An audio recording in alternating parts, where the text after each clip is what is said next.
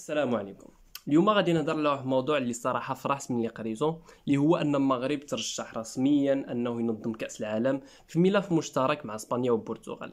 الحاجه اللي فرحتني في هذا الموضوع هو ان المغرب من بعد بزاف ديال المحاولات اللي ما نجحش فيها في انه ينظم كاس العالم ما فشلش وعاود غادي يترشح مره اخرى.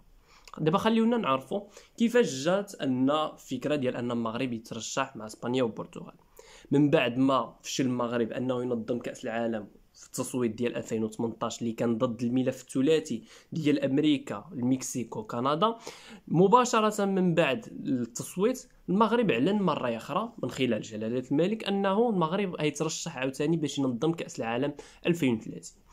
ولكن نظرا للظرفيه اللي كانت كاينه والملفات اللي بدات كتبان ديال التنظيم ديال كاس العالم 2030 والشروط الجديده اللي خرجت ديال التنظيم والعدد ديال المنتخبات اللي غادي يشاركوا، ما كانش منطقي ان المغرب يعاود يترشح هو بوحديته كملف بوحديته اللي غادي يكون دوله كترشح. السبب هو انه في كأس العالم 2026 طالع غادي يشاركوا 48 منتخب. 48 منتخب كتعني انك غادي تحتاج ملاعب كثر، مدن كثر، وغادي يجيو عندك ناس كثر. هادشي كامل صعيب على المغرب كدولة انه يتحملها بوحديته. فالاكثر منطقيه والفكره اللي بدات كتبان هي التنظيم المشترك. فحتى امريكا اللي قادره طبعا تنظم كاس العالم بوحديتها فتشت على انها تشوف شركاء اللي ينظموا معها اللي هي كندا والمكسيك. وفي هذا كاس العالم 2030 بانوا عندنا ملفات بحال مثلا الملف ديال امريكا الجنوبيه اللي فيه اوروغواي، تشيلي، باراغواي، الارجنتين، المهم دول ديال امريكا الجنوبيه. وعاوتاني بان لنا الفكره ديال الملف ما بين السعوديه ومصر واليونان، وكان ملف ما بين اسبانيا والبرتغال واوكرانيا. هذا الملف هذا اللي بان في الصيف هذا اللي داز، وكانوا داخلوا فيه اوكرانيا فقط من الجانب السياسي باش يكتسبوا التعاطف ديال الناس ويحشدوا واحد الدعم للملف ديالو.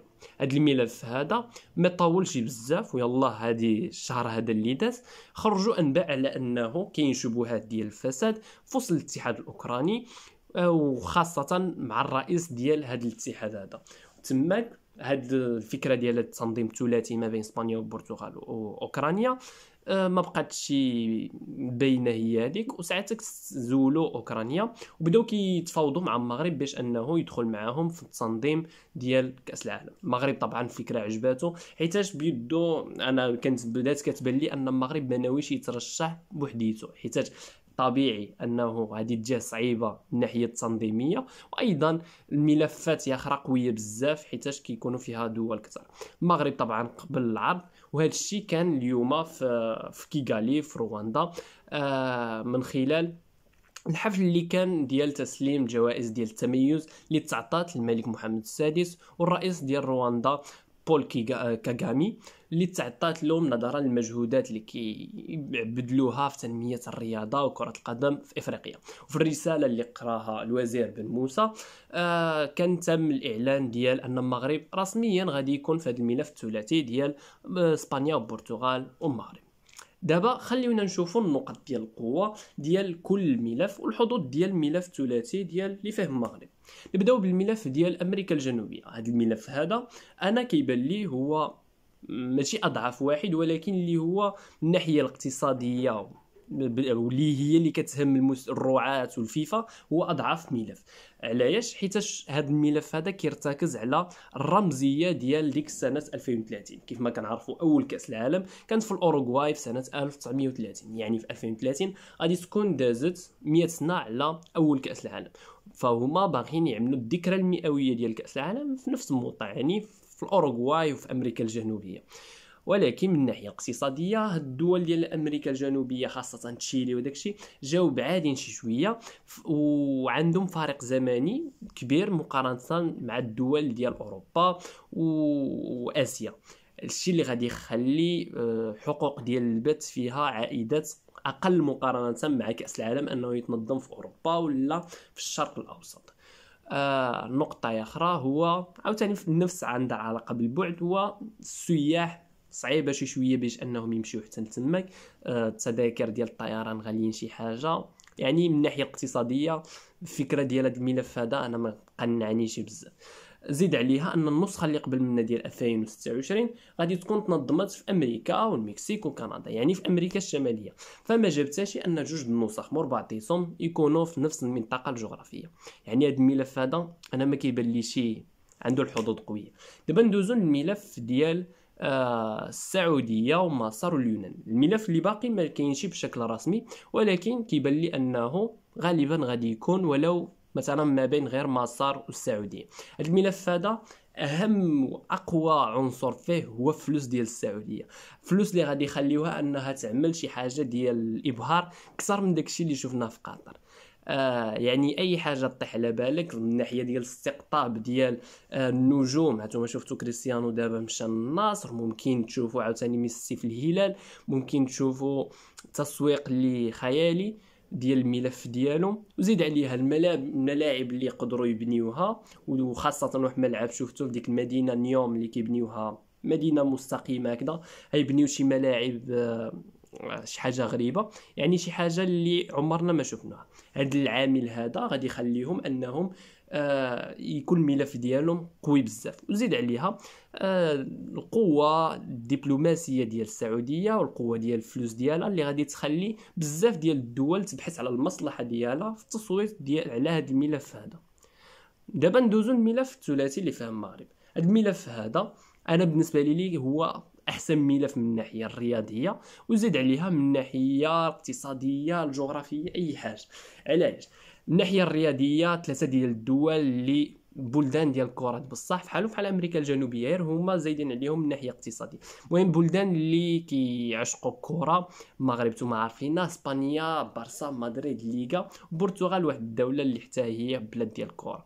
هذا عامل انا بالنسبه لي مهم بزاف في النجاح ديال اي كاس العالم. العامل الاخر هو القرب الجغرافي، فما غاديش يكون واحد البعد كبير ما بين هاد الدول هادو، وحتى التنقل بيناتهم غادي يكون سهل بزاف. العامل الاقتصادي بالنسبه لي هو ان هاد الدول جاو في السنتر ديال العالم كامل، يعني ما كاينش مشكله في التنقل من هاد الدول هادو. وحتى من ناحيه ديال التوقيت ديال المباريات فغادي يكون كيلائم العالم كامل، لا في الشرق لا في افريقيا لا في كل شيء، حيتاش هاد الدول جاو في الخط ديال غرينيتش، مهم يعني تماك جاو في الوسط. الشيء اللي غادي يخلي هذا الملف بالنسبه لي هو اقوى ملف، زائد انه مشكل من دول من اوروبا اللي العدد ديال الدول الاوروبيه كبير بزاف، وخاصه عاوتاني المغرب العدد ديال الدول الافريقيه اللي يقدر يوفر منهم. كاين في افريقيا 54 اتحاد كروي، على الاقل يقدر يجمع منهم واحد 30 صوت. وعاوتاني اوروبا اسبانيا والبرتغال تقدر تجيب حتى هي واحد 30 صوت. غير هاد العدد ديال الاصوات من افريقيا ومن اوروبا كيبان لي كافي باش ان هذا الملف هو اللي ينجح. دابا غادي ندوزو للنقطه ديال شنو المغرب يقدر يربح من هذا التنظيم المشترك. طبعا التنظيم المشترك ما غاديش يكون في حاله في حال التنظيم ديالك بوحديتك. طبعا عدد المباريات والاهميه ديالهم ممكن ما تكونش في الكفه ديال المغرب، حيتاش الاساس ديال البطوله محتمل انه غادي يكون في اسبانيا. المغرب والبرتغال يقدروا يكون عندهم مباريات في دور المجموعات، في الثمن، حتى للربع، ولكن المباريات المهمه غالبا غادي تكون في اسبانيا. ولكن رغم ذلك هذا الشيء غادي يكون عنده عائدات اقتصاديه كبيره، خاصه في السياحه وفي البنيه التحتيه، حيت كاس العالم واحد الحاجه اللي غادي تبزز على راسك انك من دابا واحد 7 سنين ضروري خاصك تكون موجد الطرقان، الملاعب، مستشفيات، اوتيلات في دوك المدن اللي غادي يكون فيهم كاس العالم. يعني داكشي اللي كنتي ممكن تعملوا على مدى 40 سنه ولا ما نعرف شحال، ملي غادي تعطى لك التنظيم فراه بزز منك غادي تعمل داك الشيء في داك المده اللي تينا محدده لك. وانا هذه كتبان لي واحد الحاجه مهمه بزاف، زائد ان غادي تاخذ واحد التسويق سياحي كبير بزاف، وغيجيو عندك سياح بزاف وبزاف ديال العائدات الاقتصاديه. المهم نتمنوا هاد المره هذه تكون ناجحه. فمن بعد ما المغرب فشل انه ينظم كاس العالم في 5 ديال الترشيحات، 94 98 2006 2010 وفي 2026، نتمناو السادسه تكون ثابته، وان شاء الله نديو هذا التنظيم هذا وتكون شي حاجه اللي مزيانه للبلاد ديالنا. كنتمنى الفيديو يكون عجبكم، استفدتوا شي لعيبه فيها هكذا. اذا عجبك عمل له جيم، نتلاقاو في فيديو اللي ماجي ان شاء الله.